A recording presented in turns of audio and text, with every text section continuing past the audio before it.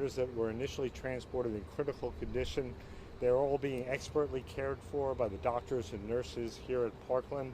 They are in critical but stable condition, and we are optimistic that they will have full recoveries. Can you go into any details? Not out of respect for them and for their family members. Okay. We're going to not get into the details of their specific injuries, other than to say that they were critically injured, but we're very optimistic that they will survive and have a full recovery. Was these injuries because of the explosion or because of the debris because of the... Again, that's under investigation right now. Chief? The four civilians, I'm sorry, the four civilians. Sure. We know that 3 civilians are being cared for here at the Parkland Emergency Department, as well as by the trauma team and the burn teams here. And we anticipate that they are doing well and will hopefully go home sometime today. I know you don't want to go into too much detail, but are some of these firefighters suffering burns?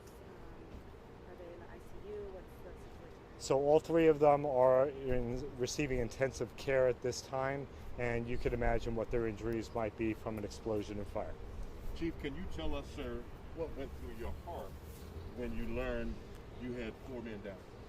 We were actually at another station giving a unit citation for a crew when we started to hear a lot of the radio traffic. And as any chief would do, when you hear a mayday call from your firefighters, your heart sinks, because that means somebody's trapped or injured. And like we do as firefighters, the muscle memory kicks in of our training, and our men and women were so brave in the efforts they did today. Those that incoming crews, as well as some help from civilians I'm hearing, also were able to help us get our folks out of that rubble. Were all of these from the same fire station? Yes, they were. They worked as a crew, and they were all on the same apparatus. Unfortunately, this incident happened, and we're going to be praying. We ask each one of you also pray for these members and their families tonight. This is a stark day for us today. One of the things about being a firefighter is that there's no routine call. It can seem like it's a routine call, and it can always transcend into something that you don't expect. And so me as a fire chief, I stand here with my command staff, we'll be here with our families, making sure that we get these folks back to full duty recovery. And I'm excited to say that we were able to speak with them, and that's a good thing. And so we'll see in the days to come as they progress to get better. Do the families need any help right now besides praying? Right now, as a fire department, the brotherhood, sisterhood of the fire service, we always step up in times like this, and we make sure to cover all needs that our families need. Of course, at this time, we just really would like to ask for your prayers, not only for the families, but for our entire department. Chief, were the firefighters able to evacuate anyone or do anything to help clear the area before the explosion? That's still under investigation, kind of how everything went and happened.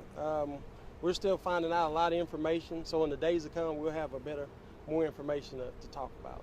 Can you say how long they were unseen before the explosion took place? Can you, when you say unseen, what?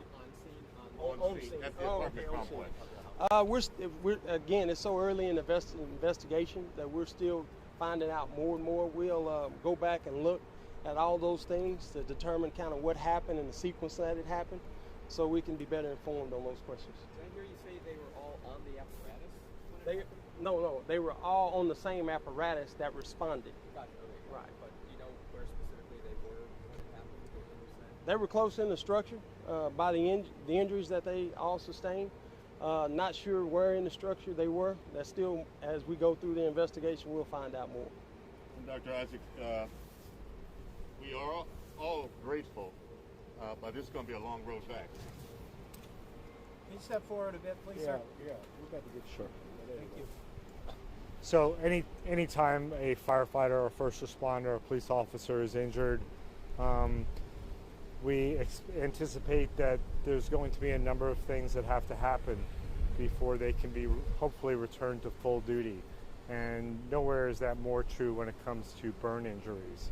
But again, Parkland's one of the best burn centers in the United States, if not the best burn center. So they're in the right place. We have great confidence in Parkland and the care that they're going to provide these firefighters. Thank you, Doc.